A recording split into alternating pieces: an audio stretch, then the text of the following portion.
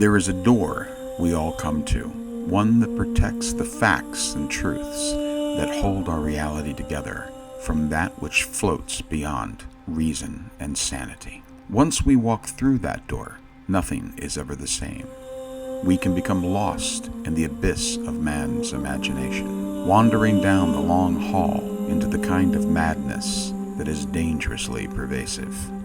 Infected with a delirium most foul and contagious until we are all unable to navigate our way back to what is real. It is here where we find absurd conspiracies.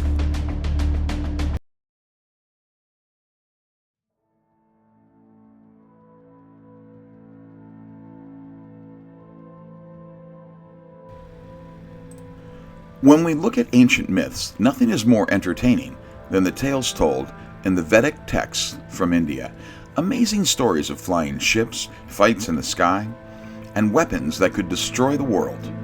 Incredible stuff for the day and age that makes Homer's work look like it was written by a child. The imagination of the writers was astounding and without question ahead of its time. Or was it? There are those that believe that these stories are more than that they are based in fact.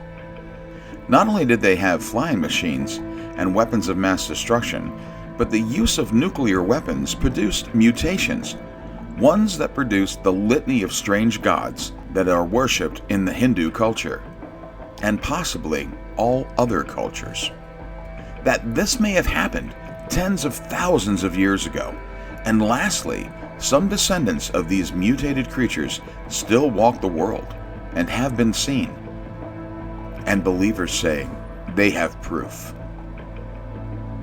Well, all over the world there are places in the strata that there are layers of glass that could only have been made by the kind of intense heat that is produced by an asteroid impact or a nuclear bomb.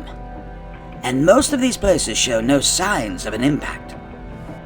As far as radioactivity goes, as you may know, both artificial and naturally occurring radioactive signatures are the same. And there's plenty of signatures everywhere in the world. Saying that all of that is natural might be too big of an assumption. Plus, India has some of the largest lead mines, and lead is used to shield and neutralize radiation. And to that end, believers claim that the glass in question is the same as the kind created at our ground-level test sites in the 20th century. These wars were much further back in time than academics want to believe. They dismiss things simply because they do not fit into their concept of ancient history. Take the flood stories. There's no way that the flood stories are not real, but they are back after the last ice age, in a time where we were told people were cavemen. We know there was a flood, but it does not fit our idea of how people lived back then. And this is the same about these stories from India. They happened but far back, most likely before the Ice Age. And we know that there are strange human-like things that we have found that do not fit in the evolution concept. Many of these things might have been brought about by the effects of ancient nuclear radiation. Supporters of this theory claim that the monkey man from India, the Yeti, the Bigfoot, and the Loch Ness Monster, even the chupacabra and other creatures recognized by cryptozoologists, are all descendants of these mutations, and they have been hunted to extinction to hide the very fact. Still, some even have a deeper idea about what radiation really meant to humanity.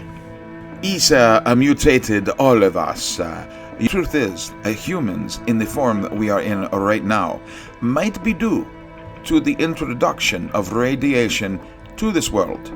It may be the real life bringer. We believe that in a time long past, the mutants worshipped the nuclear blast because it took them from a pig or lizard or ape to this form of a human. That the nuke is the real creator of life. In fact, ancient drawings of people worshipping what we think is the sun are really people worshipping the nuclear blast. we are all children of the bomb. Praise be the life-giving uranium. Could this be true?